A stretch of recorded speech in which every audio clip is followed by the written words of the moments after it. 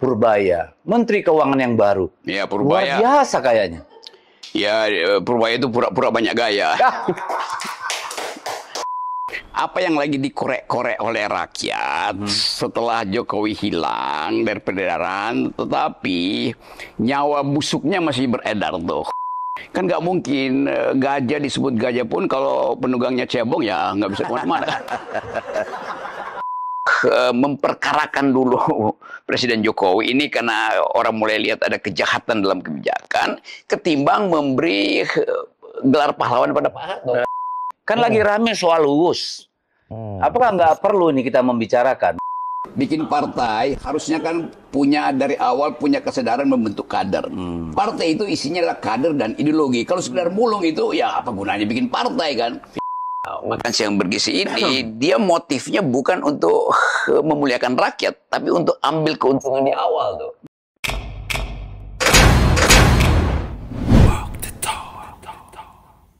Yes, selamat malam di sini, Bung Rocky ya. Ini di mana ya? Kita lagi di Kalimantan Utara, tepatnya di Kota Tarakan. Cia. Yes, Tarakan. Gimana, Bung Rocky, makan ikan laut dan hidangan seafood lainnya di Tarakan hari ini? Ini kita kelebihan protein. Kelebihan protein. Di ya? Jakarta kelebihan karbohidrat. Gitu. Yo, betul. Jadi malas bergerak mereka. Tuh. Di sini ikannya baru 1 kali mati. Kalau di Jakarta udah 6 kali mati ikan. Ya, itu. ikannya mati karena keinjak gajah merah. Oke, ini bulan Oktober akan berakhir sebentar lagi. Tadi ngobrol-ngobrol. Gimana sih 1 tahun Prabowo? Terus ada yang nyelutuk, ngapain 1 tahun Prabowo? Kan masih 5 tahun. Gimana dengan 1 tahun tanpa Mulyono? 1 tahun setelah Jokowi, gimana Indonesia, Bung Rocky? Sebetulnya begitu yang kita mesti analisis tuh. 1 tahun tanpa Jokowi. Lalu kita mulai mencoba membayangkan apa yang lagi dikorek-korek oleh rakyat setelah Jokowi hilang dari peredaran, tetapi nyawa busuknya masih beredar tuh.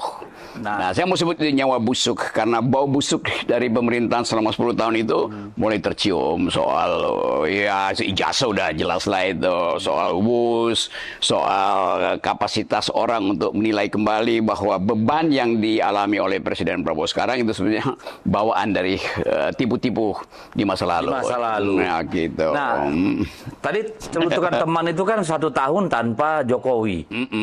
Benarkah kita ini tanpa Jokowi 1 tahun ini? Ya, udah nggak ada secara efektif, tetapi dia berupaya untuk bangun lagi semacam zombie itu melalui ya mitosnya kan kalau gajah merah itu disulap jadi mau jadi kelinci kayak mau jadi kambing segala macam. Tapi tetap orang melihat bahwa menunggangi gajah itu mau kemana arahnya tuh itu. Jadi tetap dia berupaya untuk kembali bahkan dengan simbol yang gigantis itu gajah merah itu kan itu kan sebenarnya psikologi terbalik kecil nanti besar. Iya, itu psikologi terbalik dari kan nggak mungkin gajah disebut gajah pun kalau penunggangnya cebong ya nggak bisa kemana-mana. Nggak.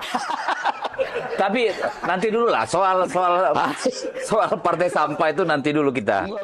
Saya udah mau langsung ke situ aja sih. Entar dulu ini berangkat dari premis tadi bahwa 1 tahun tanpa Jokowi. Pertanyaan saya, benar-benarkah bangsa ini tanpa Jokowi? Benar-benarkah Prabowo memerintah tanpa diganggu-ganggu oleh Jokowi?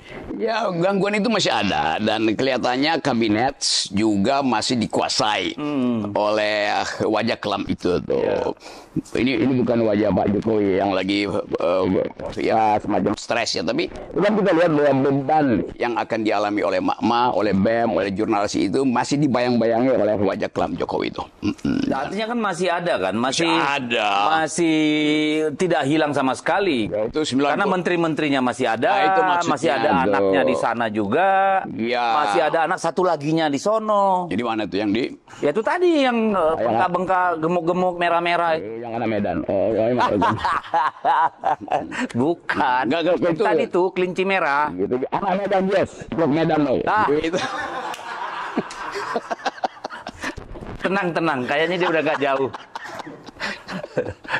Jadi tetap kelihatannya Pak Jokowi itu ingin terus mengendalikan. Bukan mengendalikan untuk rakyat, tapi mengendalikan supaya dinasti dia itu tidak dihukum oleh sejarah. Nah, itu bahasa sopannya kira-kira begitu tuh. Tapi nggak mungkin seseorang yang meninggalkan jejak buruk, apalagi jejak sebagai pengkhianat, itu akan dihitung oleh sejarah. Akan hilang, ya.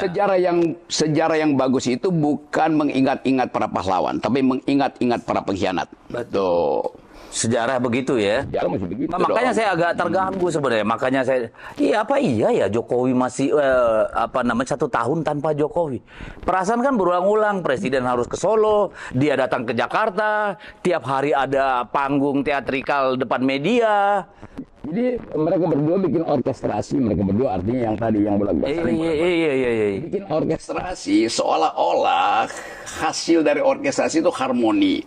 Padahal yang ada adalah lawan dari harmoni itu namanya kakofoni. Artinya kekacauan suara itu. Jadi bunyi tapi nggak ada partitur. Di politik sekarang itu ada politik yang kakofoni.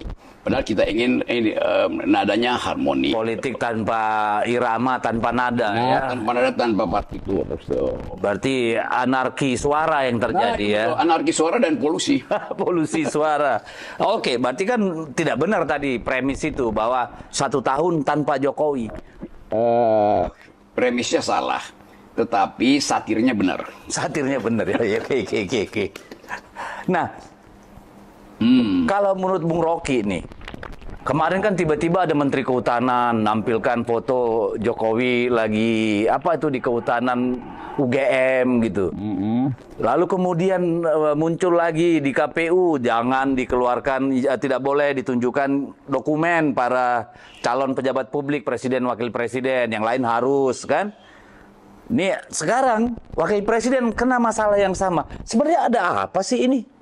Ini semacam kutukan sejarah sebetulnya. Jadi alam itu selalu dia berupaya untuk memperlihatkan pada manusia jejak-jejak pengkhianatan, jejak kerusakan itu. Jadi kalau ada Menteri Kehutanan, sebetulnya orang akan bertanya, ini Menteri Kehutanan ngurus apa sebetulnya kan? Sementara hutan-hutan kita itu mengalami deforestasi. Saya punya 2 gajah di Riau itu, namanya Dongmang dan Tari, akhirnya meninggal tewas karena habitatnya tuh dirusak tuh. Kan mestinya gajah itu dipelihara dalam pengertian konservasi. Tapi sang Menteri Kehutanan lebih peduli pada gajah merah daripada gajah yang ada di hutan Pekanbaru. Nah itu dia. Tadi saya ketemu dengan salah satu tokoh. Ini kan di Kalimantan nih banyak nih masyarakat adat yang sedang mengajukan pengurangan konsesi atau pengurangan lahan hutan gitu ya, supaya masyarakat bisa mendapatkan lahan. Katanya ini tanda kutip harus kita klarifikasi. Katanya kalau mau dapat itu pengurangan kawasan hutan tuh supaya ada masyarakat, harus ikut ngurus itu perkumpulan itu gitu loh. Perkumpulan sampah Indonesia itu. Oh, singkatannya apa ya, perkumpulan sampah? Suka-suka kita bisa persesi. Tapi kita lihat soal artinya jadi era Pak Prabowo ini akan dikuasai oleh isu konflik agraria. Yes. Dan itu sebetulnya bawaan dari masa lalu. Betul. Nah, kalau rakyat menginginkan ada semacam keadilan di dalam soal penguasaan lahan ini, rakyat melakukan reclaiming. Yes. Seperti dulu waktu Soeharto jatuh kan, kita melakukan reclaiming. Tapi negara sekarang nggak peduli dengan tuntutan reclaiming itu. Karena bagi negara, ya hutan itu sudah diambil negara, ya replanting akhirnya kan, untuk bisnis sebetulnya. Jadi ke depan ini akan ada konflik antara reclaiming dan replanting. Nah, kelihatannya itu yang akan jadi sumbu utama perselisihan politik di masa depan tuh. Apalagi daerah itu udah duitnya nggak ada, padahal semua kekayaan negara itu datang dari daerah tuh, karena dikebiri oleh Menteri Keuangan. Sebetulnya dikebiri ya, karena memang itu yang terjadi. Iya. Saya kagetnya bukan apa-apa. Ternyata nggak masuk parlemen aja bisa ngatur-ngatur kekuasaan tuh. Jadi hak rakyat tuh dibarter dengan harus jadi pengurus di sana katanya gitu loh. Ini penanda pertama bahwa yang disebut keadilan sosial itu dimanipulasi oleh satu kelompok yang sebetulnya kelompok sampah ini kan, tapi berupaya untuk memperlihatkan bahwa ada masa depan. Nah itu palsunya di situ tuh. Jadi kita mesti hati-hati, kan bukan sekedar soal hutan, banyak betul proyek negara yang di awal sebetulnya untuk rakyat, tapi dihadang di tengah oleh perhimpunan sampah. Pemulung sampah Indonesia aja deh, pemulung lah, nggak, jangan perkumpulan.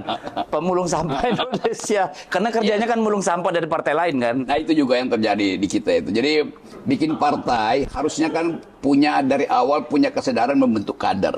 Partai itu isinya adalah kader dan ideologi. Kalau sekedar mulung itu ya apa gunanya bikin partai kan? Ya makanya kan dibikin singkatannya Pemulung Sampah Indonesia. Ya, itu hasilnya kalau dipulung memulung dari barang bekas bahkan. Itu artinya hasilnya bukan leader tapi dealer. Jadi partai dealer bukan partai leader tuh. Gitu. Ya. Kan soal tukar tambah aja kan gitu. Yoi. Jadi ya nggak perlu capek-capek berkeringat menyatu dengan rakyat, memperjuangkan rakyat. Lu punya kekuasaan, lu punya uang, ya udah jadikan aja nih cuma kendaraan. Waktu kita memulai tradisi partai, Bung Hatta mengeluarkan maklumat nomor X. Supaya ada persaingan ideologi, persaingan kompetisi fair, sehingga semua orang bergairah membuat partai itu. Di pemilu 55 itu timbul banyak partai, tetapi ada persaingan intelektual. Nah sekarang bikin partai itu dengan modal nyaplok punya orang. Kalau nyaplok nggak ada soal, tapi dengan ngancam kan. Jadi di bail out dengan ancaman sebetulnya. Jadi partai itu kayak ngambil saham perusahaan itu dengan cara hostile takeover. Macam itu. Katanya disiapin dana hostile takeovernya juga 2,4 triliun tuh. Ya 2,4 triliun itu kecil tuh. Kecil masih masih kecil buat seseorang yang selama 10 tahun mengakumulasi puluhan ribu triliun gitu kan. Apalagi kalau bilang ya berapa 2,4 triliun katanya. Kecil ya. Di kantong beliau udah 11 triliun. 11 apa 11 ribu? 11 ribu triliun. Ini asik membicarakan masalah ini. Karena apa? Karena supaya kapok di masa depan. Ada apa namanya yang seperti ini diulangi kan? Ya. Nah tadi soal itu ya. Kita kan melihat nih sekarang ini hampir tidak ada nih. Kita evaluasi lah. Ya. Tidak ada diferensiasi antar partai. Semua sama. Iya. Makanya bisa seperti yang sekarang. Ada partai kalah menang ikut pemerintah. Ada partai tadinya lawan sekarang kawan. Jadi sebenarnya nggak perlu pemilu gitu kalau menurut saya. Undi aja lebih gampang atau arisan. Ya memang kan waktu kita mulai membentuk partai kita ingin ada diferensiasi ideologi itu. Tidak ada partai yang akan muncul sebagai pemimpin kalau dia tidak punya keteguhan dalam prinsip, dalam ideologi itu. Dan itu yang itu kan peta jalan kan? Ya, peta jalan ada di situ tuh. Dan peta jalan itu selalu berbasis pada sejarah politik dari satu bangsa itu. Bukan tiba-tiba bikin partai tapi nggak ada akar sejarah gitu kan. Jadi partai yang benar itu partai yang bertumpu pada sejarah negeri. Nah, kebanyakan partai sekarang ya udah dibuat hanya untuk memenuhi kuota elektabilitas di pemilu nanti, dan elektabilitas itu kan bisa dibeli di lembaga survei kan, gampang gitu. Nah, dengan partai yang seperti itu, kemudian nanti kita mendengar nih bahwa udah mulai nih. Nanti gubernur diangkat oleh presiden, anggota kepala daerah dipilih oleh DPRD. Ini kita sebenarnya sedang maju atau sedang jalan mundur gitu? Partai berubah jadi korporasi, CEO-nya yang menentukan kepala bagiannya siapa, manajer siapa. Kan partai itu justru dibuat untuk menghidupkan prinsip bahwa perbedaan itu harusnya dirayakan. Nah kalau dia sekedar ditunjuk-tunjuk, ya itu artinya ada hierarki kan. Jadi ada feodalisme di situ, ada ya itu pasti jadi otoriter tuh. Tidak mungkin ada semacam kegairahan dari kader untuk mengucapkan pikiran, karena dia tahu ya udah tuh terima aja CEO-nya. Iya, karena lucu kan kalau gubernur dipilih oleh presiden, lalu dia punya kekuasaan yang sama dengan gubernur sekarang bahkan lebih besar, lalu buat apa kepala daerah dipilih? Jadikan aja langsung camat, sekda, kepala daerah gitu, nggak perlu ada pemimpin. Itu namanya keajaiban politik Indonesia tuh. Keajaiban politik Indonesia. Jadi bukan keajaiban aja. Kita mau cari cara untuk menerangkan pada rakyat bahwa partai itu akhirnya jadi semacam panitia untuk menyenangkan seseorang tuh. Jadi buat selebrasi aja tuh. Padahal negeri ini harusnya dididik berdasarkan prinsip kita berdiri di atas kaki sendiri. Itu artinya tidak boleh ada seseorang yang sekedar karena punya uang, punya kekuasaan itu lalu mengatur organisasi politik. Tapi mungkin rujukannya ke Thaksin gitu ya, atau Aquino di Filipina. Ya bagus juga kalau gitu, akhirnya akan ada pemberontakan massa kan. Ya, jangan dong. Kalau begitu, kalau Thaksin sama Aquino kan begitu jadinya tuh. Ini Aquino yang junior, Aquino yang junior, ya, bukan. Gitu, Nah, Dad. saya ngebayangin, oke, kalau gubernur dipilih oleh presiden, boleh saja, tapi dia artinya semacam administratur. Dia tidak punya kewenangan, tidak punya dinas, tidak punya ini, itu kembalikan kepada daerah. Jadi ini hanya adalah memang perpanjangan tangan, tapi bukan perpanjangan kekuasaan gitu loh. Jadi semacam mandor, sementara kepala pabriknya itu punya banyak mandor. Dan mandor itu nggak mungkin mewakili rakyat, dia pasti mewakili pemilik pabrik. Kalau saya sih oke, gubernur dipilih oleh presiden, tapi dia tidak lagi ngurusin daerah, tidak lagi ngurusin anggaran. Apa yang diurusin oleh gubernur? Pertama, ketika menyusun rencana anggaran, ya, itu supaya ada sinkronisasi, ya. Yang kedua, ketika mengawasi perizinan yang dikeluarkan oleh kepala-kepala daerah, ya kan gitu nih, supaya terintegrasi ini semua, gitu kan. Lalu melakukan monitoring, melakukan evaluasi. Tidak lagi dia bisa memerintah kepala daerah. Nggak boleh dong. Karena mereka dipilih oleh rakyat. Ini diangkat oleh presiden. Kan jadi, gitu nih. Iya, jadi kita masuk dalam teori ilmu politik itu, demokrasi namanya itu korporatisme. Yes. Itu yang dipakai Soeharto dulu kan. Makanya ada litsus dan segala macam. Karena itu kita balik lagi bahwa demokrasi akhirnya berhenti itu. Karena kepentingan pragmatisme dan kepentingan untuk mengefisienkan kekuasaan. Yes. Nah, dengan cara itu udah berhenti semua ide tentang dari ide reformasi kita kan kompetisi fair. Betul. Ide kita ada desentralisasi. Yes. Jadi ide-ide dasar dari reformasi akhirnya hilang. Dengan cara yang demokratis. Ya. Itu bahayanya demokrasi. Ya, dengan cara demokrasi yang dimanipulasi. Iya, betul. Ya, itu dia. Tambahin predikatnya. Aduh, kayaknya kita harus minum Saraba. Saraba namanya ya? Saraba ini. Oke, sambil ini. Saraba. Ganti. Jadi emang enak di Saraba ini. Ini sebenarnya jahe sama susu ya? Pakai merica. Masya Allah. Betapa sehatnya ini makanan. Ini minuman rakyat ini. Saraba itu sahabat rakyat bawah. Wah, betul. Wah, gitu minum langsung kita keringatan. Aduh. Ya, tadi kita sudah ngomongin Jokowi beserta antek-anteknya. Sudah ngomongin apa tadi sedikit tentang pemilu. Sekarang nih ada yang menjadi idola publik nih, luar biasa. Tiap hari muncul dan tiap hari menimbulkan apa namanya gempa media lah. Namanya adalah Purbaya, Menteri Keuangan yang baru. Ya, Purbaya. Luar biasa kayaknya. Ya, Purbaya itu pura-pura banyak gaya. Tapi sejauh ini gayanya bagus lah, rakyat netizen sangat suka itu. Iya, tetapi di dalam teori komunikasi, Pak Purbaya ini, menteri kita ini, berupaya untuk langsung tiba di puncak tanpa aklimatisasi. Itu jadi langsung melesat ke atas. Begitu dia di puncak, udah nggak bisa tiba di langit kan, jadi akan turun. Jadi dalam apa namanya ilmu yang dia pelajari itu, ilmu ekonomi dasar itu, dia masuk di dalam hukum the law of diminishing return. Penambahan yang semakin berkurang.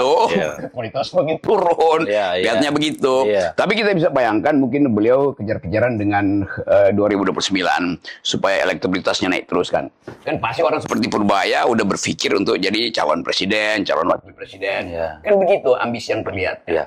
Jadi Purbaya ini disukai karena gayanya yang koboi. Kalau kita ingat waktu anak-anak tuh ada novel, ada buku komik namanya Lucky Luck. Oh, gua nggak. Menembak tanpa bayangan. Jadi semua dia belum ngangkat nih peluru udah berterbangan nih. Wah, saya nggak tahu, saya nggak baca buku itu. Saya tahu ada film dibintangi oleh Ateng dulu dan Iska gitu, judulnya Koboi Cengeng. Oke. Gimana ceritanya kenapa ke Koboi Cengeng?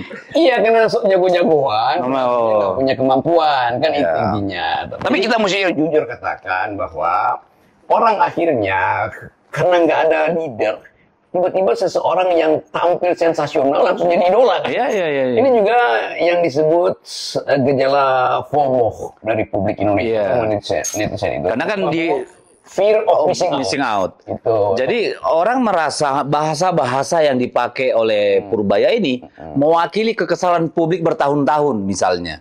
Kan bagaimana dia menghajar para kepala daerah, bagaimana dia menghajar bank, bagaimana macam-macam semua orang dihajar kan. Dan publik kita kan sangat senang di tengah kesumpekan ini. Kalau ada yang berani menghajar elit itu kebahagiaan, apa semacam candu kan. Ya tapi itu kan headline doang kan. Koran itu mesti dibaca bukan pada headline-nya, tapi pada tajuk rencananya tuh, yang disebut catatan redaksi. Editorialnya. Ya, di situ diterangkan, didalami peristiwanya tuh. Kalau headline-nya itu soundbite aja kan, buat clickbait juga itu. Jadi kelihatannya Pak Purbaya ini berupaya untuk menunggangi sensasi-sensasi awal tuh. Tanpa substansinya pasti kacau kan. Kita nggak lihat misalnya ada semacam, sebut aja kalau kita mau konsisten, apa dimensi submetronomics dari Purbaya yang paralel dengan ide Presiden Prabowo. Gitu kan.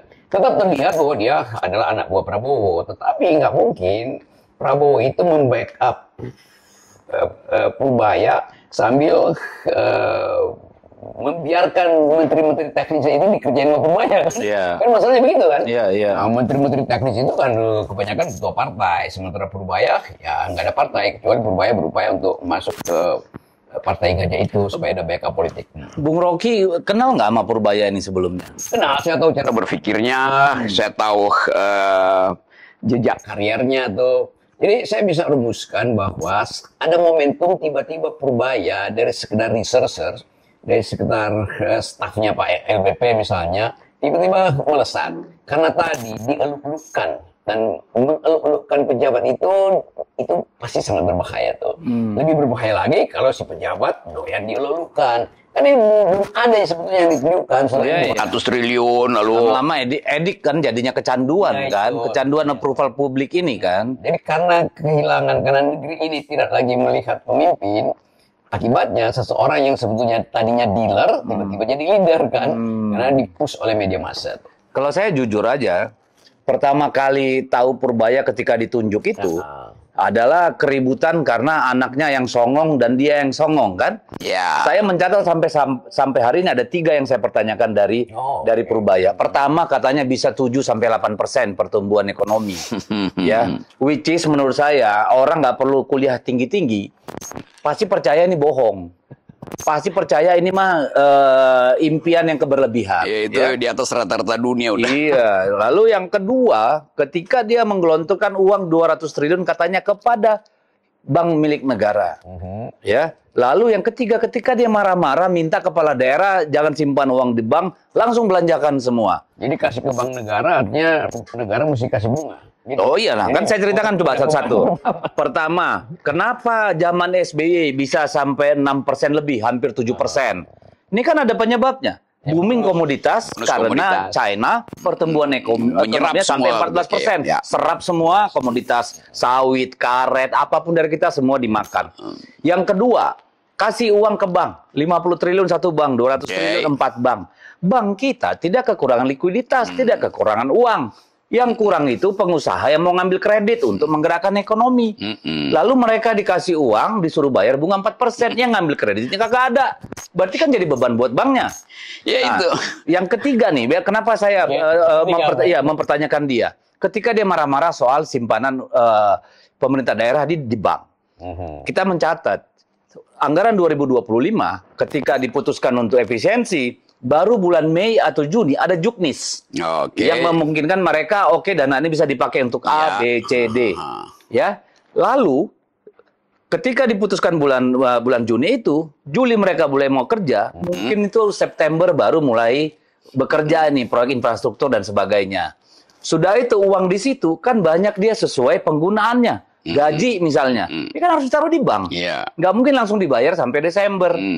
Artinya kan ada pentahapan dari masing-masing anggaran ini kan, tidak serta-merta langsung bisa ditarik. Saya melihat, wah ini orang nggak ngerti teknokratik. Kalau saya, ini 3 hal ini. Jadi saya mempertanyakan Purbaya sampai hari ini. Ya mestinya yang mempertanyakan itu bukan Deddy Sitorus tapi KDM, Kang Deddy Mulyadi.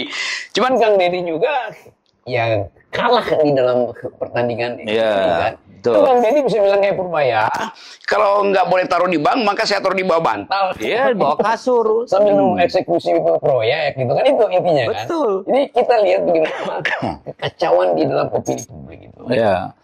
Penting memang untuk diterangkan bahwa sinyal Purbaya itu tidak substantif tuh. Betul. Jadi sekedar ingin ngomel-ngomel. Jadi gimmick untuk memenuhi, menyenangkan aja untuk ngelihat grafik. Kalau malam lihat, wah viral nih, disukai publik nih. Viral tanpa substansi. Jadi dia sangat butuh validasi dari publik ya. Dia nggak butuh validasi, dia butuh pujian. Ya itu validasi kan pujian kan. Kalau validasi masih ada reasoning. Oke. Kalau hanya sekedar keinginan supaya dapat tepuk tangan di pagi hari. Oke. Bahayanya begitu. Jadi padahal kan Pak Purbaya ini sekarang yang menjadi champion dari kabinetnya Pak Prabowo. Kalau lihat dari menteri-menteri yang dievaluasi oleh publik itu kan banyak yang merah itu. Bahkan nomor 1 itu Bahlil kalau saya lihat di media massa yang beredar. Kita coba bayangin ada lack of teori. Teori Prabowo adalah rakyat mesti dimakmurkan berdasarkan prinsip semitronomik itu. Tinggi sekali dia call-nya itu. Sementara kunci G yang dibuat oleh Prabowo, kunci G di mana nih begini? Oh ini N. Ya anggap aja ini kunci bola, kuncinya. Nada tinggi. Kunci G-nya Prabowo itu disambut oleh kunci F-nya kabinet. Mana dia kunci F? Ya nggak jalan. Jadi nada tinggi dari Prabowo itu disambut oleh nada bass rendah kabinet. Maka dari awal kita bisa lihat bahwa para menteri ini nggak ngerti sebetulnya konsep itu. Nah, Purbaya datang dengan membentak menteri-menteri ini. Nah, menteri-menteri ini adalah bajingan-bajingan di partainya masing-masing kan. Itu kesulitan dari Purbaya. Kecuali Purbaya langsung merangkap Jaksa Agung, merangkap Menko Perekonomian tuh. Jadi backup politik Purbaya akhirnya pada presiden. Padahal Purbaya itu menjadi menteri di backup oleh kemampuan teknokratiknya, bukan minta backup politik kepada presiden. Itu lain lagi tuh. Karena kan diharapkan dia menghasilkan sesuatu perbaikan gitu. kan. Mana ada pertumbuhan datang dari Menteri Keuangan.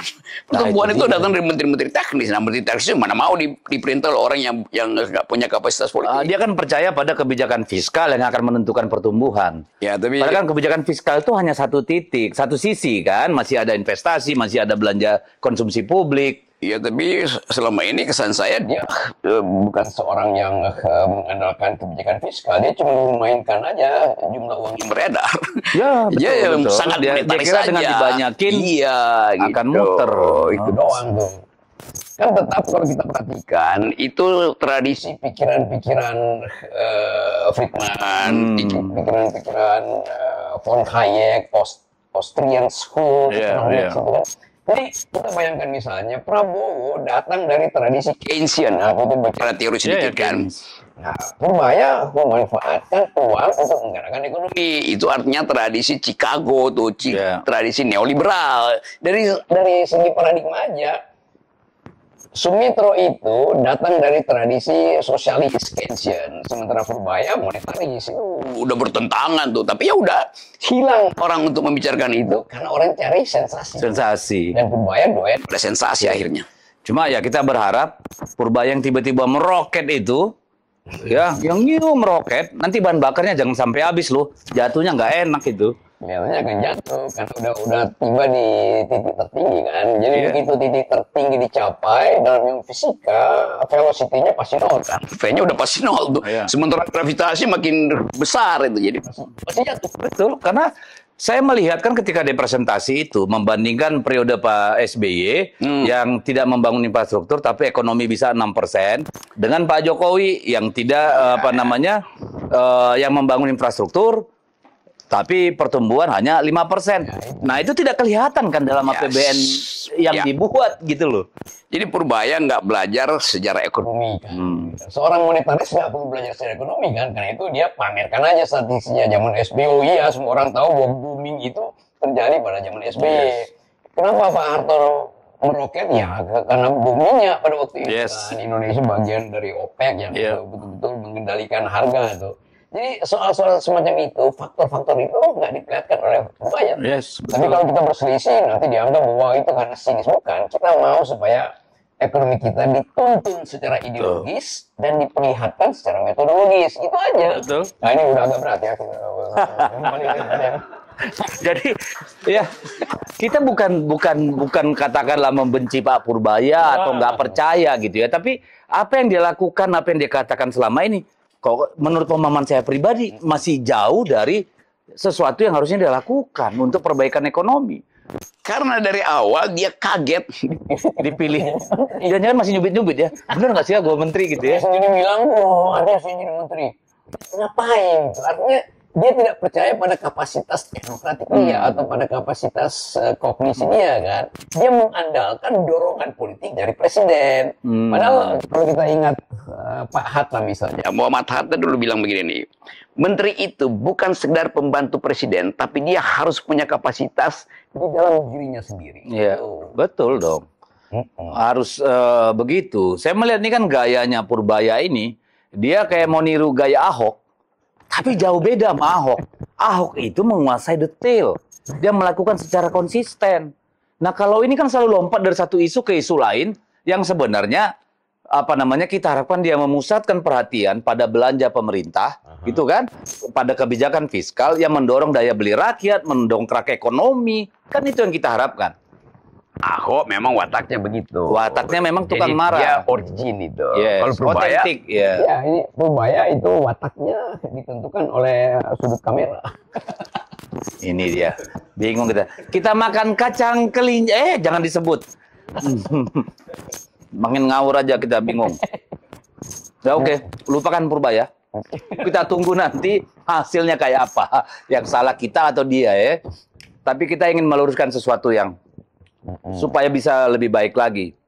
Nah kemudian Bung Rocky, ini kan udah 1 tahun Pak Prabowo. Ya. Artinya kita sudah memberikan dia 1 tahun penuh untuk meletakkan dasar-dasar pijakan bagi pemerintahannya hingga di ujung nanti. Merasakan nggak bedanya sama yang sebelum-sebelumnya? sebelumnya kita lihat Sebelumnya maksudnya Harapan kita yang diletakkan Ya, pada dia. Harapan orang yang milih dia lah. di awal Presiden Prabowo terpilih, tumbuh semacam harapan bahwa beliau datang dari tradisi militer dan berupaya untuk memanfaatkan demokrasi karena itu beliau bikin partai. Jadi dari awal kita tahu bahwa atau kita berharap demokrasi itu diunggulkan. Yes. Yang terjadi sekarang justru orang mulai bicara tentang pengamat asing merumuskan pemerintahan Prabowo sekarang memperlihatkan kecenderungan militerisme.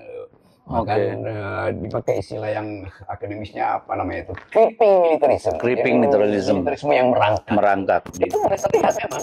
dan Dari penambahan kodam, segala macam itu. batalion. Dan Itu ya maksudnya ya. Ya itu maksudnya. Dan itu membuktikan bahwa lingkungan masyarakat sipil di Prabowo makin lama makin kecil dan Tersingkir. tuh. Kan ini kita lihat grouping di dalam pemerintahan Pak Prabowo kan, ada yang menguasai organisasi militer, ada yang berfungsi untuk mengaktifkan masyarakat sipil tuh, yang faksi masyarakat sipil kelihatannya akan atau sudah tersingkir. Sudah tersingkir. Nah, bahayanya Presiden Prabowo tidak bisa lagi membaca sinyal masyarakat sipil karena di dalam rejim yang manajemen militer yang berlaku adalah military efficiency. Jadi nggak boleh ada perdebatan kan di dalam tradisi militer.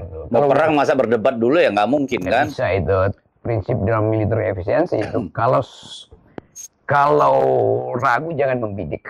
Kalau sudah membidik jangan ragu. Kalau masih ragu tarik picunya kan. Begitu jadinya kan. Sementara dalam kehidupan demokrasi ya mesti mempersoalkan keraguan-raguan, Dialektika, dialog. Berarti kalau diibaratkan faksi kiri kanan, telinga kiri kanan, ini sudah ada ketidakseimbangan gelombang nih. Kira-kira seperti itu nih kesimpulan. Ya, sebelah kiri itu masih berupaya untuk mendengarkan suara-suara asli. Masih mendenging lah ya. Mendenging, tapi kemudian bagian bisingnya ini yang justru dia terima itu kan, kebisingan-kebisingan itu. Jadi ilmu fisika, efek Dopplernya itu tidak seimbang. Akibatnya ya tidak mungkin mengambil keputusan yang berimbang. Tinnitus dong. Tinnitus. Ya ada korek kuping kan. Iya. Berarti ada kecenderungan ke arah sana ya kelihatannya. Terutama pandangan dunia internasional kan yang mengharapkan Para akademisi. akademisi dunia itu melihat Indonesia tidak ada harapan dengan demokrasi. Gitu ya. Apalagi kita masyarakat sipil yang sampai sekarang kan coba Pak Prabowo sudah memperlihatkan tradisi demokrasi dengan memberi amnesti, dengan memberi abolisi itu pidato di PBB. Tetapi sampai sekarang itu aktivis-aktivis demokrasi, anak-anak LSM itu masih ditahan. Ya, yang 600-an itu ya sampai sekarang. Ya. Mereka nggak ada kepastian mau diapain. Belum diadili, tidak ada proses peradilan. Nah itu mungkin menunggu sinyal presiden tuh supaya presiden kasih abolisi lagi kan sebetulnya. Tapi kan itu nggak mungkin karena yang terjadi bulan Agustus betul-betul suara rakyat untuk memprotes kebijakan tuh. Bahwa kemudian ada para penunggang gelap. Ya. Tapi yang jujur adalah suara mahasiswa tuh. Ya malah termul yang paling kencang kalau di media sosial kan. Yang terjadi sebetulnya. Sampai ada muncul itu ada nenek sihir satu, ya kan? Dikira orang baik, ternyata termul. Wah, ya sudahlah udah ke laut. Nah, persoalannya kalau begitu, seharusnya kita sudah selesai dengan konsolidasi demokrasi. Sekarang justru kita dihadapkan pada potensi-potensi kembali ke masa lalu dong, setback lagi. Karena kita sedang ke masa lalu, kita pastikan bahwa mesti ada pendidikan politik pada anak-anak muda ini. Untuk melihat bahwa Indonesia pernah dihasilkan oleh percakapan bermutu founding parents kita di masa lalu. Sekarang percakapan itu dikuasai oleh buzzer. Iya. Kekacauan pertama ada di situ. Nah itu pentingnya partai mulai melakukan kaderisasi, terutama konsistensi ideologi itu. Pengetahuan dasar mesti disampaikan pada sejarah harus diingatkan. Sejarah supaya mereka nggak mudah dibajak. Nggak mudah disusupi. Betul. Sejarah itu kan ibarat apa ya istilahnya perjalanan panjang sehingga kalau di depan kurang jelas kita bisa merefer untuk tidak terjebak pada masalah-masalah yang sama. Tapi ini karena sejarah juga nih. Tiba-tiba ada yang mengusulkan beberapa nama nih menjadi calon pahlawan nasional misalnya Pak Harto. Apa udah saatnya? Oke, itu petunjuk pertama bahwa kita sibuk untuk mencari cara supaya ada keseimbangan politik. Kan Pak Harto udah lengser tuh. Dan kita tahu bahwa Pak Harto pernah memimpin dengan cara yang otoriter. Nah, rekaman sejarah itu ada ditulis di dalam banyak risalah kan. Jadi kalau sekarang Pak Harto hendak dijadikan pahlawan, itu reaksi masyarakat kampus intelektual pasti nggak setuju tuh. Apalagi mereka yang 98 sekarang masih berusia tengah baya, masih ingat 50-an ya. Jadi sebetulnya momentumnya nggak ada. Orang masih berpikir bahwa jejak otoritarianisme masih ada tuh. Sebagian besar dari politisi kita dididik atau mengalami semacam apalagi PDIP tergusur dari sistem politik demokrasi pada zaman Pak Harto. Tiba-tiba Pak Harto menjadikan si pahlawan nasional kan. Jadi mungkin sekali ada upaya untuk ragu-ragu siapa sebetulnya tokoh bangsa. Karena nggak ada tokoh yang balik lagi pada Soeharto. Tapi internasional mencatat, lembaga hak asasi manusia mencatat. Lah apa memang harus ada pahlawan nasional ya? Pahlawan nasional kita bukannya udah cukup banyak? Ya, justru itu. Jadi buat apa? Buat Pak Harto juga mungkin yang ya keluarga Pak Harto ya pasti mungkin senang juga seolah-olah dipulihkan. Tapi pemulihan yang tidak natural itu justru akan mengganggu mereka juga itu. Sebenarnya. Jadi saya kira keluarga Cendana merasa udah Pak Harto udah lengser dan lengsernya itu betul-betul datang dari kesadaran dia bahwa dia salah memerintah. Udah itu aja yang jadi ingatan kan. Jadi kalau ditambahkan predikat baru ya buat apa? Udah dianggap sebuah pembangunan. Mungkin setelah sekian lama kayak Marcos Junior bisa jadi presiden lagi. Ya kan ya inilah gitu ya. Setelah lewat 1-2 generasi gitu. Lah ini orang semua masih segar diingatan gitu ya.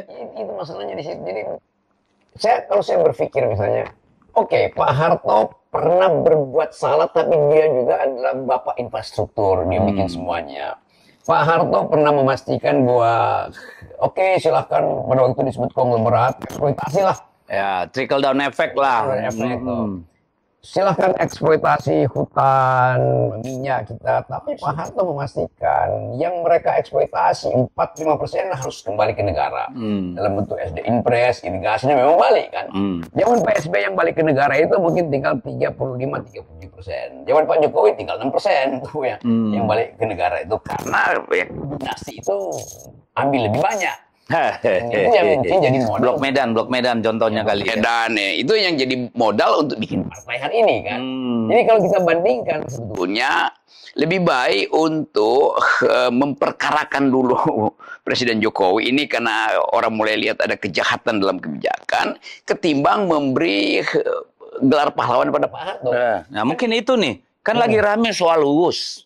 Apakah nggak perlu nih kita membicarakan? Kemarin saya dapat kiriman dan saya unggah itu di TikTok saya. Arab Saudi membangun 1.500 km kereta cepat dengan biaya 143 triliun kalau saya nggak salah. Kita panjangnya cuma 100 berapa ya? 124 kilo dengan biaya yang bersama 153 triliun. Oke, orang berkomentar bahwa di sana tanah nggak beli. Lalu apa namanya topografinya padang pasir yang belum tentu juga ya. Persoalannya kan bukan perbandingannya itu. Ya. Perbandingannya saja sudah masalah. 1.500 dengan 120 km dengan biaya yang sama. Orang waras pun bilang pasti ada masalah yang nggak benar tuh di sana. Dan itu kan dibuktikan dengan cost overrun ya. Pembengkakan biaya proyek waktu itu triliunan ya. Dan sampai hari ini yang namanya BUMN Kereta Api Indonesia dan apa namanya itu Wika Wijaya Karya ini terancam bangkrut karena tiap bulan menanggung triliunan kerugian. Nah, ada masalah di sini. Lalu apakah memang tidak perlu kita periksa ini barang? Benar nggak di sini masalah kebijakan atau ada sesuatu yang lebih dari sekedar itu? Orang mau menghindar untuk bicara soal potensi korupsi itu sebagai potensi bahkan. Kan dari awal yang dipersoalkan adalah pindahnya investor dari Jepang yang rasional hubungan ekonominya ke Cina yang irasional kan. Yeah. Jadi dari segi pilihan kebijakan udah irasional. Nah yang irasional ini yang mestinya dituntut hari-hari ini nih. Apa sebetulnya dasarnya cashback atau ada perjanjian diam-diam yang di bawah tangan. Itu yang mesti dibongkar. Atau permainan mafia tanah. Segala macam itu tuh. Tapi kemudian dialihkan. Isinya sekarang ya ini namanya public transportation itu nggak mungkin cepat untung. Bukan soal nggak mungkin cepat untung. Pasti rugi, tidak mungkin untung kalau kata Luhut kan. Iya. Tapi dari awal memang sudah merugikan kan. Yes. Jadi seolah-olah dianggap ya ini diteruskan aja. Iya boleh diteruskan, tetapi penyebab awalnya itu yang mesti langsung diperiksa KPK kan. Kan KPK mestinya udah alert, oh ini ada masalah dong nih. Antara yang direncanakan yang didapat itu berarti dari awal ada perencanaan koruptif. Itu ada persoalan di dalamnya. Nah, saya ingin tunjukkan sebenarnya nggak benar yang dibilang Luhut itu.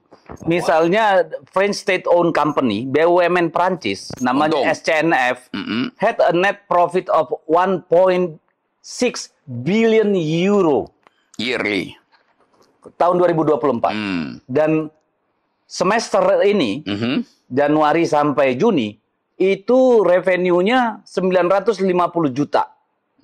Pada paruh pertama, quarter berarti, bukan ini. Berarti bohong. Artinya dari awal kereta Prancis itu lakukan perhitungan dalam skala ekonomi yang rasional. Ya. Kan itu Kita ambil contoh lagi misalnya Italia. Net profitnya 100 miliar euro tahun 2023. Kan gitu. Di tahun 2024, 208 million juta euro. Ini perusahaan milik negara semua nih. Katanya, kata Pak Luhut, nggak ada yang untung, rugi semua. Lah ini gimana? Ya mungkin Pak Luhut pakai big data.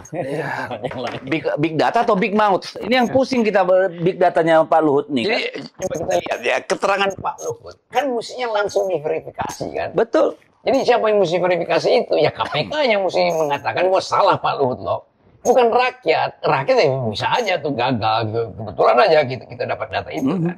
Kalau nggak dapat data itu maka pikiran Pak Luhut akan dikonsumsi oleh publik. Bahwa namanya transportasi umum, publik, teknologi tinggi pasti akan rugi. Enak aja. Bakar triliunan tiap bulan gitu loh. Ya. Jadi ini menunjukkan kritisisme itu hilang. Itu dia. Ini tuh. Dan itu berarti kita menumpuk ya sebetulnya kita menumpuk kedunguan sendiri tuh karena nggak mampu untuk Kita disuapi dengan kebohongan dan padahal data dusta. alternatif dengan mudah dicari. Udah sangat cari kok. betul. Lihat aja Singapura untung gitu loh. Ya, yang lain juga untung, Jepang untung, kata siapa rugi? Cina emang mau Cina rugi? Saya juga bingung nih datanya Ya, Pak Luhut ini. Apologi ya kan? Betul. Itu masalahnya tuh. Nah, jadi kalau saya nih, karena dulu saya lama berdebat nih sama Menteri BUMN-nya waktu itu. Siapa dulu Ini nggak waktu itu sih? visible, itu Rini Sumarno. Oh ya, oke. Coba bayangin, 500.000 per pulang pergi. Satu trip. Kalau orang tinggal di Bandung, ya 500.000 per hari kali 21 hari kerja, sekitar 11 juta, ya kan? Gaji siapa 11 juta? Kan berarti udah pernah. Kalau dia mengeluarkan 11 juta untuk transport aja, gajinya udah harus 100 juta atau 60 juta. Yang bener aja, gitu ya. Dari situ aja udah nggak masuk akal gitu ya. Tapi itu tadi, dari mulai Jepang beralih ke China. Yang tadinya katanya ini B2B, tidak ada APBN, ternyata makan APBN juga. Ini sama kayak IKN nih. Ya itu persis. Manis di muka, pahit di belakang. Jadi risetnya itu diabaikan. Hanya untuk menunjukkan bahwa kita negara pertama yang punya Kereta cepat lah di Asia Tenggara gitu ya. teknologi tinggi. Loh zaman Pak Harto kita udah teknologi tinggi kita tuh di udara. Udah kapal terbang. Udah bikin sendiri. Ini ya kereta ya sama Merayap di darat kan. sebenarnya beda sekali. Kenapa nggak IPTN? Dihidupkan kembali kan. Itu jadi perbandingan-perbandingan itu sekedar diucapkan untuk ya supaya nggak ketemu bohongnya tuh. Bersembunyi di dalam argumentasi yang sebetulnya palsu. Nah ini kan kalau kita ikut lihat data nih ya. Pada tahun 2024 kerugiannya 4,195 triliun. Yap. Bertambah 1,62 triliun di semester pertama 2025. Sehingga total kerugian sampai tahun ini sudah 5,8 triliun, hampir 6 triliun. Alamak, duit sebanyak itu hanya untuk mainan seorang presiden, saya kira kebangetan. Iya bisa untung nanti 50 tahun lagi tuh. Ini 50 kalau tahun. dihitung financial engineering-nya sampai 150 tahun juga belum bisa Itu untung. artinya padahal ya mungkin 3-4 tahun ke depan orang nggak naik kereta api lagi kan. Ya itu dia. Udah pakai drone kemana-mana. Makanya kalau saya cenderung ini harus dibikin pansus di DPR. Ya, Kalau itu KPK nggak mau turun, periksa supaya jadi pembelajaran ke depan, jangan aneh-aneh gitu loh. KPK mesti ada inisiatif. Karena ini udah jadi talk of the town. Semua bicara soal itu. Jadi KPK proaktif untuk mulai menduga Bahwa ada kesalahan dari awal. Jadi presumption of innocence itu nggak diabaikan aja. Tapi praduga korupsi itu mesti ada di KPK. Kan tugas KPK justru mulai mencurigai bahwa ada korupsi itu. Bukan nunggu perdebatan publik. Paling gampang kan awalnya itu skema pembebasan tanah itu B2B. Oke. Tapi kemudian ditanggung oleh APBN. Misalnya, what's wrong? Yes. Ada apa di situ gitu. Lalu kemudian visible nggak ini proyek dari awal dipaksain kan gitu nih. Banyak urusan sebenarnya. Jadi saya kira nggak salah lah kalau ini kemudian dijadikan pembelajaran. Silakan dilihat. Kalau memang nggak ada masalah, hanya bisnis memang bisnis wise, ya nggak usah dipersoalkan. Tapi kita harus dapat kejelasan gitu loh. Karena yang ditanggung kerugian itu triliunan tiap tahun. Itu beban, ya beban buat mama. Iya, Dan mama mulai berpikir masa depan anak-anaknya. betul. Jadi konsep keadilan akhirnya hilang karena kesalahan kebijakan dari awal. Betul. Dan harus ada yang bertanggung jawab kan Harus. sebenarnya. Ya kalau semua bisa begitu, ya bermasalah juga kita ini pengelola negaranya. Ya mensreanya dari awal ketahuan kok bahwa dipindahkan dari Jepang ke Cina itu dengan skala ekonomi yang berbeda, dengan hitungan rasio yang berbeda, itu pasti ada motif jahat kan? Yes. Mensreanya. Pasti Dari ada. awal. Dan itu pembiayaannya luar biasa karena diawali dengan 3 miliar dolar sebagai pinjaman kepada bank kita. Lalu BUMN yang disuruh kerjasama ini harus mengutang ke sana. Jadi double interest nih mereka. Cashbacknya 2 kali dapat. Wah itu udahlah kita susah bilangnya. Kalau KPK atau DPR nggak bikin pansus, ya sudah lupakan aja. Nah Bung Rocky, kalau begini modelnya, kita melihat sekarang juga kan arahnya banyak program-program yang sebenarnya kalau menurut saya, kenapa sih nggak didiskusikan lebih jauh? Ya, misalnya soal MBG ini. Oke, suara rakyat udah kenceng sekali. Dan kelihatannya ada upaya perbaikan. Tapi kalau orang yang ngelola masih tetap yang sama, is it possible? Dari awal MBG ini mulai dihitung bahwa akan ada beban menggerogoti APBN gitu. Mungkin di awal ada semacam upaya untuk fokus saja. Oke, MBG itu pada masyarakat yang betul tertinggal, Yes. pada keluarga yang sebetulnya Butuhkan. ya itu udah di bawah garis kemiskinan tuh, ekonominya udah subsisten itu.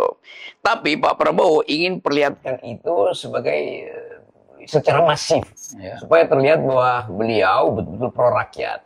Nah, semua ambisi politik selalu batasnya adalah APBN. Ya. Jadi hitungan APBN nggak cukup, tapi mau di-push. Nah, sekarang jadi masalah kan. Nah, yang kedua, mereka yang mengelola makan siang bergizi ini, dia motifnya bukan untuk memuliakan rakyat, tapi untuk ambil keuntungan di awal tuh. Jadi begitu dipotong 2% di sini, 2% di situ, akhirnya yang tiba di rakyat itu ya mungkin tinggal 50% dari pasti racun isinya kan. Kan dengan mudah kita lihat begitu kualitasnya turun, maka potensi keracunan naik tuh. Ya. Tapi ada hebatnya juga. Wow. Karena kemudian ada semangka setipis kartu ATM. Kan keren tuh, bisa ditaruh ke ATM, nanti keluar semangka lagi yang lebih besar. Jadi dari awal ide untuk memuliakan murid-murid kita sudah digerogoti oleh ide untuk mencuri. Gitu ya. Ya, pasti itu. Ya, dan kalau memang benar dialokasikan sampai 300 triliun, saya kira itu gila ya. Artinya 10% dari APBN kita. Padahal kalau kita lihat negara-negara lain, itu rata-rata masih 0, paling tinggi ada 2% kalau nggak salah gitu ya. Untuk bagian Untuk sosial ini. program makan gratis ini, yang sebenarnya nggak gratis, harusnya dirubah itu. Makan dibiayai negara gitu, karena nggak gratis. Iya. Kan pajak rakyat juga tuh, Iya, sejak kapan jadi gratis? Itu kan karena itu sinopsisnya ini adalah semacam Charitable, oke. Presiden. Padahal yang makan bergizi di tetangga saya itu dibiayai juga oleh tetangga yang lain melalui pajak, masuk ke APBN kan? Iya. Itu intinya tuh. Jadi memang nggak gratis. Tapi kata gratis itu kan penting supaya kelihatan populis tuh. Yang racun, yang gratis racunnya kan. Ya, dan yang populis itu kadang-kala tidak rasional. Nah ini saya bicara soal racunnya ini kan banyak keracunan, Ya. fakta yang nggak bisa dihindari, 11.000 lebih, ya. Nah problemnya kan saya lihat memang kan tata kelolanya nggak jelas, Ya, itu standarisasinya nggak jelas. Di Kalimantan Utara ini ada di Pulau Sebatik baru 2 hari dibuka 140 orang keracunan, gitu ya. Artinya kan ada problem nih soal standar, tata kelola, pengawasan dan sebagainya. Nah ini kan yang hari-hari ini kita pengen tahu sudah sejauh mana perbaikannya dan pencegahannya supaya nggak ada lagi istilah keracunan itu gitu. Begitu kita tahu, kita akan kaget. Oh, sebetulnya yang dapur juga akan bilang, ya yang tiba di dapur tinggal sekian, bagaimana kita mau pakai lagi buat filter kebersihan. Lain kalau yang masa itu adalah komunitas mama di situ. Mereka tahu bahwa oke, dari dapur kami nggak mungkin kami racuni anak-anak Ya. kami. Bahkan mama itu akan bilang, oke kami kasih tambahin telur deh. Jadi keterlibatan komunitas nggak ada. Sama sekali nggak ada. Ini jadi ya mau disebut bisnis juga nggak ada appraisalnya di situ. Tidak ada yang neliti, ya belakangan aja kan. Padahal banyak betul laboratorium swasta yang bisa dipakai. Bisa dipakai. Ini setiap daerah juga ada sebenarnya kan. Nah itu yang kita berharap sebenarnya ada perbaikan yang signifikan ya. Dan itu harus dimulai dengan apa? Kelembagaan Badan Gizi Nasionalnya dulu yang harus diberesin kalau menurut saya. Jadi kalau kepalanya udah benar, ke bawahnya itu pasti benar. Tapi kalau masih ahli serangga yang di situ, purnawirawan polisi, tentara di situ, wartawan di situ, apa yang bisa kita harapkan? Kebijakan publik itu mesti datang dari hasil pembicaraan publik. Yes. Sebetulnya. Dan di situ terlibat yang kita sebut demokrasi deliberatif. Tuh. Jadi tanpa demokrasi deliberatif, semua program yang seolah pro rakyat itu pasti akan koruptif. Jadi sesuatu yang populis belum tentu itu betul-betul datang dari ideologi untuk memuliakan rakyat. Ya, ada potensi ditunggangi juga. Pasti itu. Ya, kalau orang itu mau dipertahankan, tunjukkanlah bahwa timnya, SOP-nya, standarisasinya emang udah dibenerin. Sampai hari ini kita nggak pernah mendengar soal itu. Ya ditutupi, karena begitu dibongkar, itu yayasan A sebetulnya punya dari keluarga B. Yang yayasan B itu ya tukar tambah dengan keluarga A. Jadi akhirnya kita lihat klik di dalamnya itu saling menutupi. Wah, itu tadi yang Bung Rocky sebut para penunggang itu ya. Ya. Wow. Oke. Nah, ada satu lagi nih yang saya sejak lama dan teman-teman juga sangat peduli. Soal Satgas PKH itu. Nah, sekarang terkonsolidasi katanya 1,3 juta hektar apa 1,6 juta hektar. Udah diambil. Yang sudah dikuasai. Problemnya yang kita tahu, ini yang namanya Agrinas kan nggak punya modal, nggak punya orang buat mengelola semua lahan yang mereka kuasai, satu. Yang kedua, kita mendengar mereka menawarkan bagi hasil nih 40 untuk Agrinas, 60 untuk yang mengerjakan. Tetapi gross. Iya kan? Nggak ada yang mau. Kenapa? Karena capex, ya, uang yang dibelanjakan, modal yang dipakai untuk mengelola satu perkebunan itu bisa 50% lebih, bahkan bisa sampai 60%. Keuntungan itu hanya 40%. 40% belum dipotong pajak. Kan gitu nih. Itu kalau grossnya gitu loh. Nah, sekarang gross diminta 60-40. Kan gila. Artinya semua pajak, biaya operasional semua ditanggung oleh yang mengelola. Ya jelas nggak ada yang mau. Yaitu keberatan segi bisnisnya. Ya. Tapi saya mau lihat di belakang itu. Kan sampai sekarang kita nggak tahu bunyi kepresnya apa isinya. Kepres apa tuh? Ya, kepres. Kepres itu. Ya. Disebut konservasi apa tidak? Kayaknya enggak deh. Jadi itu intinya di situ. Kan mau diambil kembali oleh negara tentu untuk konservasi. Ya. Kalau untuk bisnisnya biarin aja. Betul. Sepertinya dikelola secara swasta itu kan. Katanya untuk dihutankan, ya diserahkan sama Menteri Kehutanan, nggak ada anggaran juga. Bahkan saya curiga. Karena mau dikonservasi, pertanyaannya konservasi Kembalikan kepada pemilih awal. Yes. Masyarakat adat, sarang semut, sungai, pohon, habitat gajah, itu kan nggak ada tuh.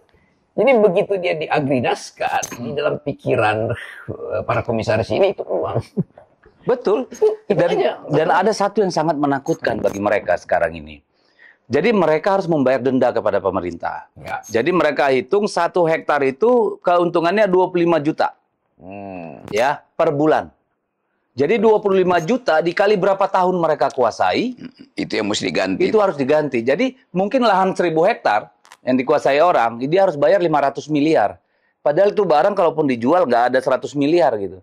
Dan kalau dia nggak bayar, dipidanakan. Dia dirampas harta kekayaannya semua. Ini Ya, gimana? tetapi disebut ilegal, padahal dia legal hasil korupsi kan.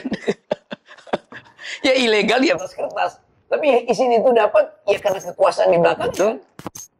Sama aja. Jadi Problem-problem yang seolah-olah ingin negara ingin ambil kembali, di belakang itu negara sebetulnya dari awal udah bertindak koruptif dengan membiarkan ilegal itu. Ya termasuk mereka yang punya sertifikat dan sebagainya. Yang sertifikat ya. Kalau saya kan melihatnya adalah satu, ini justru akan merugikan negara sendiri. Kenapa? Karena kemudian kan produktivitas sawitnya menurun, berarti kan revenue yang dapat pajak retribusi yang diberikan pada pemerintah juga menurun. Kan ini problem kedua. Ya masalah hukum, keadilan, hak asasi dan segala macam. Kalau pebisnis Ya, ngapain ngasih ke gue kalau nanti secara ekonomi nggak berguna lagi, busuk-busuk deh. Nah itu dia, makanya kita berharap Pak Prabowo mendengar masalah-masalah kayak gini. Yes. Ya, ini kan menyangkut kemanusiaan dan keadilan ya. Kalau soal yang lain-lain kita nggak peduli lah, bukan nggak peduli. Artinya tidak terlalu menjadi beban karena bisa kita diskusikan. Tapi kalau kayak tadi, keluar aturan yang dibuat pemerintah dengan hitungan yang aneh-aneh kalau menurut saya. Iya kan? Masa ya itu tadi yang saya bilang dihitung 25 juta per hektar, selama berapa luas yang dia kuasain dan berapa tahun dikuasain. Itu kalikan aja 25 juta kali misalnya 20 tahun. Itu aja udah berapa? Belum dikali luas. Itu nantinya akan ada black market of taxation akhirnya kan.